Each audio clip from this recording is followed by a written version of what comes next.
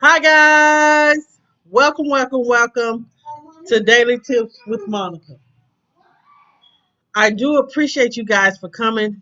And I appreciate you guys' support. Y'all already know that there's Jayla in the background needing some attention, honey. But anyway, thank you guys for coming. I do appreciate you guys' support and I appreciate you guys' love. Um, I want you guys to know that if you have not hit that like button, hit that like button. If you want to share me out, share me out to all different platforms. I do appreciate you guys for coming. Anyway, Jayla, I love you. Stop it. So, guys, what we're going to, Jayla, stop. Anyway, guys, what we're going to talk about today is, um, our, um, we're talking about innate. We're going to do a two-part series again, and we're going to talk about innate. Are you helping or are you enabling? Are you helping or are you enabling? And we're going to talk about some tips that can help you spot the difference of helping someone or enabling someone with addiction, bad behavior, whatever you want to call it. Are you helping or are you enabling? Excuse me. Y'all, if y'all have not tried out this Lipton tea lemonade, it's half lemonade, half tea. This is a good to try. Don't run your sugar up either. I'm not a diabetic, but my mom is, so and this hasn't ran up her sugar, so it's a good thing. So guys, what we're going to do now, we're gonna get into the tips. Jayla want attention. Just leave me a minute. Just give me a minute, please. Okay, guys. So I'm back. So what we're going to talk about today, guys, like I said, we're going to be talking about are you helping or are you enabling? We're just going to ignore Jayla. Know this, guys. Um, it is hard to love someone that has an addiction. And it is natural for you to want them to succeed and kick that habit rather than suffer. Um, while you're reaching out to that loved one in need of help is not a bad thing. But there is there's a fine line between helping a person and enabling a person, especially when it comes to an addiction. Those who enable, they do have good intentions, but they're actually contributing to the problem. So here are some tips that can help you um, to know if you're helping or are you enabling. The first thing is you make an excuse for the addict or the person. Making an excuses for someone with an addiction denies the reality of the problem. And it is a sure sign of the enabler being in denial or avoiding the situation. If you are an enabler, you choose not to confront the person or your loved one about the addiction because you're fearful of a conflict with them. And so what you do is you find yourself making excuses for them and their behavior, and you convince yourself that the problem will just go away on its own. You must say things like, he just going through a phase. That doesn't help that person. It allows the problem to persist. To truly help someone, it's important to confront them in a respectful and in a loving way about their behavior. So stop making excuses. Go use go use the bathroom, baby. Go use Go use the bathroom.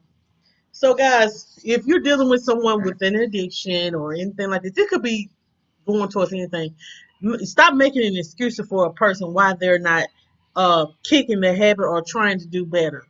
Don't make an excuse why they can't get out the bed and try to get a job. Stop making an excuse for someone that has poor behavior. Stop making an excuse. Know to learn how to confront them and let them know that what they are doing is not acceptable and is not helping them and their cause. If they say they want to, if they are so in their habit to where they can't even see how it is killing them, or then it's up to you to help them to see it. And you have to come to them in a loving way. Don't make an excuse for it. Don't make an excuse, oh, I don't really want to confront them about it because, I don't want them to be mad at me and feel like I don't, just because and make it, because I don't want them to feel like I don't love them. They know you love them. They just want to continue to do those bad habits that they have, or the bad addiction that they have. It's not a phase when you're addicted to something. Let me tell you something. When you're addicted to something, and I feel like this, when you're addicted to something, it's like you fiend for it. You got to have it. You can't live without it.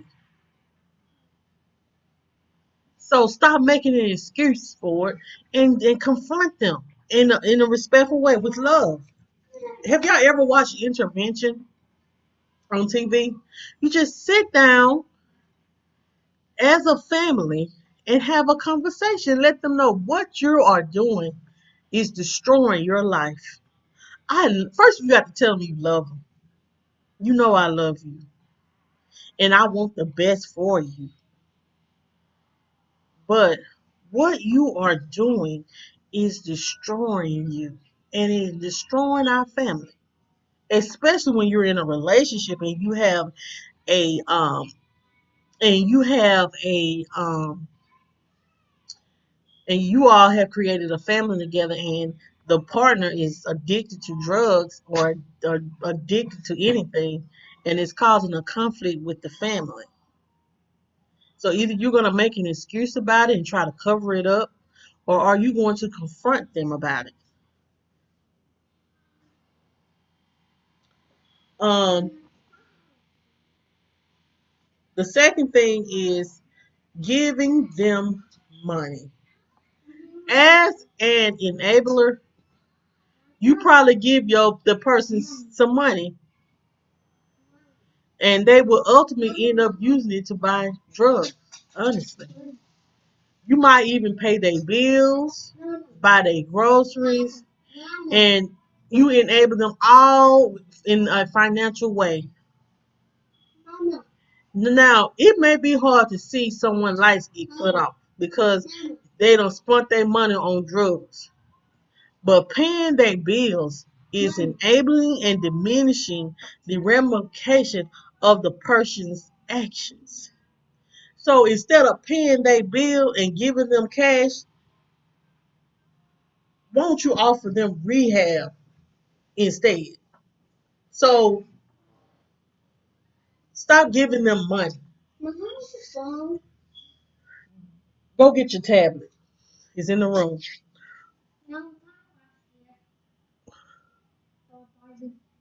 Um, so you are enabling a person when you're giving them when you're giving them money, and and just allow me a moment. I'm back, guys. I'm so sorry for the interruption, guys. I tell you, when you have children and they know you get to doing something, they get to stir. They get to stir and they get into some stuff. And my two little people get into some stuff when they know I'm busy doing the tips. Um, but as I was saying,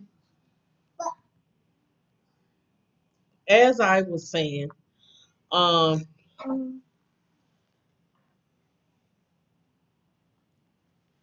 don't if you don't enable them by giving them money. If you know someone that has an addiction, if giving them money is enabling them to use more because you giving them what they want. They know they have to have the money to get whatever they want. So you giving them money. And then yeah, they're gonna get mad at you because you gave them money. But oh well, but you don't want to give them no money. Oh well. If they come to you and say, oh, you know that they've been on whatever and they spent all their money up on stuff, on whatever they are addicted to, and they come to you and say, oh, I need you to pay my light bill. What have you done with your money? And they come up with some lie. I would tell you something. They ain't gonna just say, "Oh, I just spent my money up on drugs." They ain't gonna come up. I don't care what nobody say. Ain't nobody gonna admit that they spent their money up on drugs like that. So they're gonna make an excuse why they haven't paid. Oh, my check wasn't much, and this and that. But then you have to realize. But if this is a constant, every month they borrowing money from you, or you giving them money to pay their light bill, know that they got an addiction going on, and you got to draw the line somewhere. So you let them know, look, I ain't giving you no more money to do whatever you're doing. So whatever you're doing, you need to stop. Or if you need some help to get into rehab to help you kick whatever this addiction that you're uh, that has taken over you, then I will help you do that. But I am no longer giving you money to go and get drugs, alcohol, or whatever they are addicted to. I am not going to be your enabler by giving you money. My money is to help you, not to help put you in the grave. I understand that it's hard to just say no when you love a person, but when it's doing more hurt harm more than good, then sometimes you just got to draw the line and just say no. No matter how they get upset with you and say, "Oh, you don't love me because you won't give me what I am asking for." Well, guess what, bruh? Guess what? You are grown. And you, like I said, you have to take accountability for your life. So if you made a decision to, you had to tell them, you had to be accountable for the bad decisions you made. Um, you made the choice to use your bill money to use it on getting drugs. And now you can't pay your light bill. Whose problem is that? It's really not mine. It's yours because you made the choice that you made. And so, no, I would not give you any money. So stop giving them money when you know it's enabling them to go out there and go out there and buying things that can harm their body, their addiction. Um, the third thing is taking over their responsibilities. Um, Taking over the responsibility that your loved one has neglected due to being addicted is a sign of enabling. Like cleaning the house, picking up their children from school, and handling their other affairs. Make them get up and get about their business. Don't hold. I understand that it's hard to be like, when the kids come involved, yes, you have to step in. But instead of picking them up, take the kids and let them know if you can't get right, then it's time for me to take over the kids and you do what you do, but these kids going with me. I'm not gonna let you uh some kids, but some people kids end up in foster care because of their parents and their addiction. Because they let their addiction overcome them, and they have people that are enabling them to make to continue to do those things that they're doing instead of helping them. So don't take over their responsibility. Let them know you clean your own house. I don't mind helping you with your children, but you got to help take care of your kids. Pay all your bills yourself. Whatever you need to be taken care of, take care of them yourself. You are responsible for you, not me. I am not. I am not responsible for you. Only person I am responsible for is myself. I can be the responsible person, help you get some help and help you get this kick this addiction. Yes, but I am not responsible for your life. I am not responsible for your life and your decisions. You make those choices. You make those choices to live the way you live. The fourth thing is telling lies to cover up their behavior. Lying to cover up an addiction, an addict person's behavior is a sign of enabling. They need to be held accountable, guys, accountable for their actions. Don't cover up their mistakes and wrongdoings. Don't do it. Because when you do that, it continues to help them make the same poor choices. So hold them accountable in hold them accountable because having accountability is far more helpful in the long run. So don't be sitting here telling lies to cover up their bad behavior, why they ain't where they need to be in life, or why they acting the way they acting. Just tell the truth. Tell the truth to shame the devil. Don't tell lies to cover up their behavior. Tell that they are addicted. I understand that it is embarrassing. It is embarrassing when, you have a family member that's really addicted to drugs or whatever, and their behavior, stealing and doing those poor choice things that they people do to try to feed their addiction, it becomes embarrassing.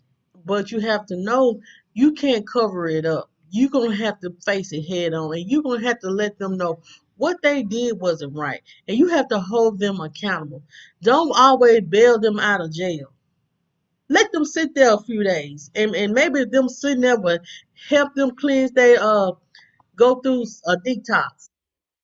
Help them go through a detox to clean their bodies, to clear their mind up because their mind is so uh, bogged up with addiction and wanting that drug. Yes, they may go back out there and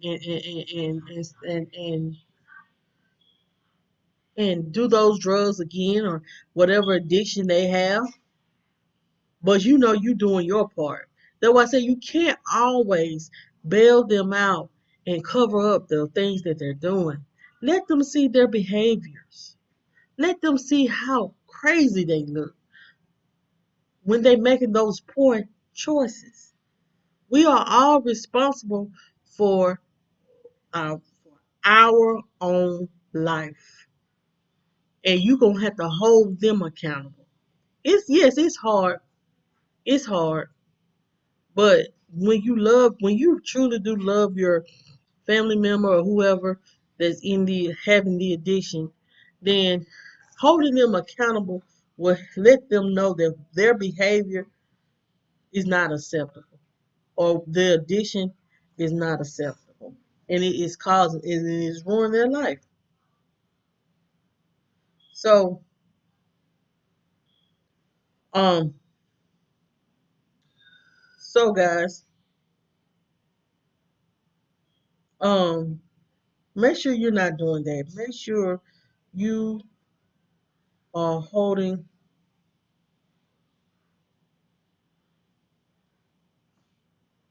um yourself accountable, holding them accountable. You got to. That's the only way they're gonna kick their habit. Um, the fifth thing is bailing them out of sticky situations. Helping someone out of a predicament caused by drug use only enables them to continue making poor decisions. If that it means bailing them out of jail, like I was just stating, bailing them out of jail, let them sit there, buying them clothes, lying to their employers and their loved ones about where they at, bailing them out of negative situation where there is a consequence. It may be hard to see them sit in jail or get fired from their job, but letting them suffer the repercussion is more likely to prompt them to seek treatment. So stop bailing them out of sticky situations. Let them sit there and think about what they have done and what this addiction in their mind is, their addiction, that habit, that bad habit that they have, they can't get rid of. Honestly, that bad habit that they can't get rid of, what it has done to their life. Let them think about, you know how sometimes you just let them, you be thinking, and you just in a room, think about being in a room by yourself, the only thing you have is your thoughts. Maybe they'll think, this is what come to my life, is that I'm stuck in a jail cell because I have stolen from Walmart, and I'm about to serve so many months in jail just because I am addicted to a drug. And this is what comes of my life. I have lost my job. I have no income. I'm about to get put out of my house. My life's gonna get cut off. I'm not gonna have nothing. I'm gonna be living on the street.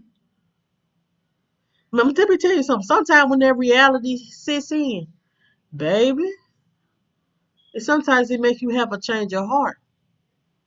It makes you have a change of heart because you don't, if you really want to, if that person really want to change their life, they'll let their reality set in. Like, I have to get some help and I have to get to be about a change because I refuse to let something take control of my whole entire life. So sometimes you have to use tough love. Even though it hurts, that tough love is what gonna help you get back. Cause they ain't gonna want to be in that situation again. Trust me. They don't want to be in that situation again unless they don't care. Unless they just that addicted and strung out on it. They don't care if they're homeless or not.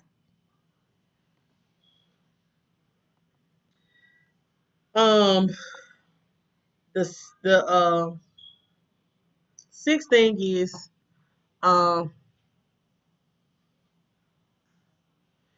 codependent behavior. It's the sixth thing. Codependent behavior is almost always present to some degree in an enabler. You may get you may get gratification from helping the addict. You may feel that you're doing a good deed or feel some sense of pride for making sure that that they are good and you're making a sacrifice for them and you feel like you controlling the situation and you enjoy feeling the need of being wanted or needed. But you are enabling your loved one when um you are doing this. Instead, you should help them go to meetings, um and help them, support them with having a change in life. So don't feel so good about yourself because, oh, I'm helping them do this and I'm helping them do that. Wow, you know what I'm saying? You may be doing all these things, but they still have not kicked that habit. They still are strung out on those drugs. And you feel like, oh, as they long as they not stealing, then and I'm giving them the money, then they're okay. I'm like, no, that's not right, because they gonna become dependent on you for giving them that money. And as they being nice to you or coming home or whatever they're doing, then you feel like that's good. That's not cute and that's not good. Let me tell you something. This is tomorrow. Tomorrow we may do a 2-3 part series, but today we're talking about addiction. But tomorrow, let's talk about Saturday. We're going to talk about enabling bad behaviors, enabling people that you know that have bad behavior and they are like, you know what I'm saying, and let's talk about that. We're gonna do a conversation about that. We're gonna do a whole conversation about it, and um, we're gonna talk about it. So just because someone is, long as you are feeling that sense of pride and sense of and control the situation, and you like feeling the need of being wanted, you gonna give them whatever they want. That's not gonna work because you are enabling them. You are helping them to destroy their life and not being able to kick their habit. The seventh thing is putting their needs before your own. If you are helping an addict appropriately, make sure you are setting clear boundaries and being assertive. It's possible to be supportive without neglecting your own needs. Being helpful to someone should never be a threat to your own well being.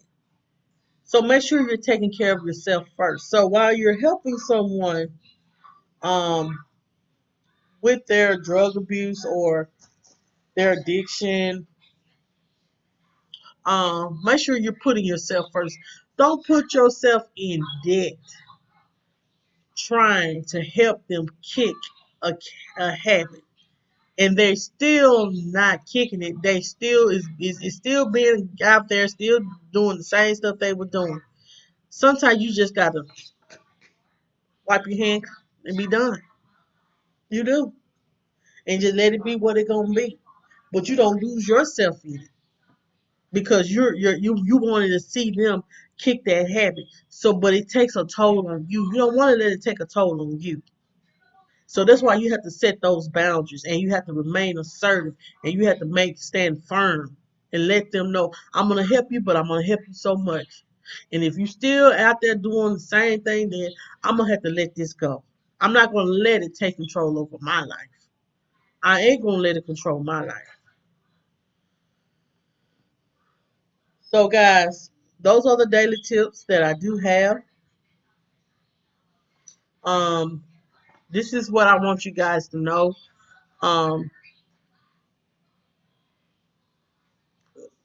know that you to always to stop and think whether your actions is helping or harming someone.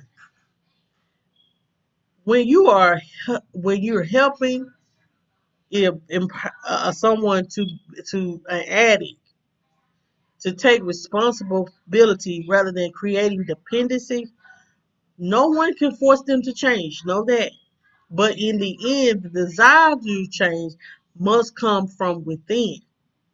When someone is suffering from an addiction, is enabled, he or she will less likely will want to change. They'll keep doing the same thing. Because the reality is the poor choices is softened. Allowing them to suffer for their consequences of their addiction can help show how life would improve without drugs. So guys, those are the tips I do have. I am going to I'm going to recap. The first thing is making excuses for the addict. So don't make an excuse on why they are doing the things that they're doing, the addiction. Don't make an excuse for them and their addiction. Come confront them in a nice, loving way. Don't make an excuse because it's enabling. The second thing is giving them money. Don't give them any money. Don't give them any money. If you're going to help them, you help them get into rehab. But you don't continue to help them pay their bills and make sure their lights ain't getting cut off. You're enabling them. That means they can have their money to spend on whatever they want to have. They want to smoke or whatever. The thing is taking over their responsibilities. Do not take care over their responsibility. If they want their house to be clean, then don't clean their house.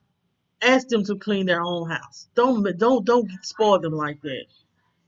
Whatever business they need to be handling, hold them accountable and say you need to take care of your own business. Learn how to say no. Take care of your own business. Take care of your own stuff. The fourth thing is telling lies to cover up their behavior. Don't lie to cover up their mistakes and wrongdoing. If they did something, don't make up a lie or make up an excuse why they made those choices. Hold them accountable and let them know this is what you're being addicted to this and you did this, you did what you did, then you are I'm holding you accountable. You are accountable for your actions. Tell them that I am not your enabler. You are you are wrong for that kind of behavior for what you did. If they stole from someone, stole out the store and got caught, then you hold they need to be held accountable for their poor behavior. Um, the fifth thing is bailing them out of sticky situations. Sometimes it's best to just let them sit their tail in jail and think about what they have done. Don't always be come to the rescue. Let them sit there and think it over.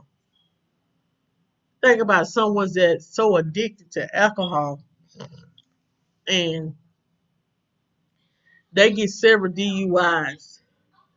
Are you going to continue to get them a lawyer and try to bail them out of this situation? But you know what? Every time they get on the wheel and they drive drunk, it could be a chance that they could take somebody's life. So let them think about that. They could be under the influence of anything and have a bad accident and cause someone, take someone's life.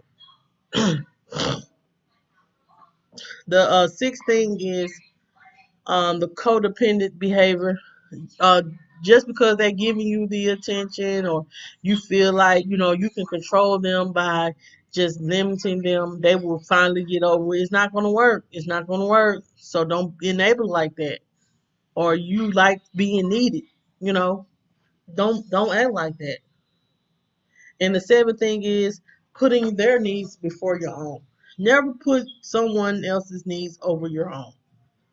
Make sure that um, you're not allowing them and their addiction to overwhelm your life because it can happen. Never allow someone else's addiction overwhelm your life to where you have no peace. Okay, guys. So those are the daily tips I do have, guys. Thank you so much for listening. Thank you guys so much for coming to the premiere. Um, I do appreciate you guys for coming.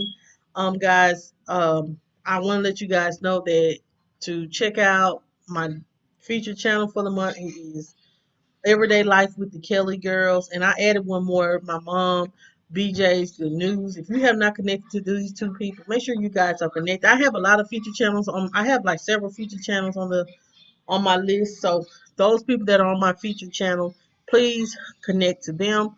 But my featured channels for the month is Everyday Life with the Kelly Girls. They are my featured channels for this month. So you guys connect to um Everyday Life with the Kelly Girls and my and the other people. My mom, I just added my mom BJ's Good News. So make sure you guys are connecting to her. Um As well, guys, I want to let you guys know that I am going to be doing a interview with Get Lit with Mo. Make sure you guys look forward to that. It's going to be August 22nd at 7 p.m. Central Standard Time. So make sure you guys are looking forward to that because I am. And I will be doing another interview with Tracy Allen, the author of Don't Let God Smell Your Panties and My Panties Clean. I'm shooting for the end of this month. I just got to get with Tracy.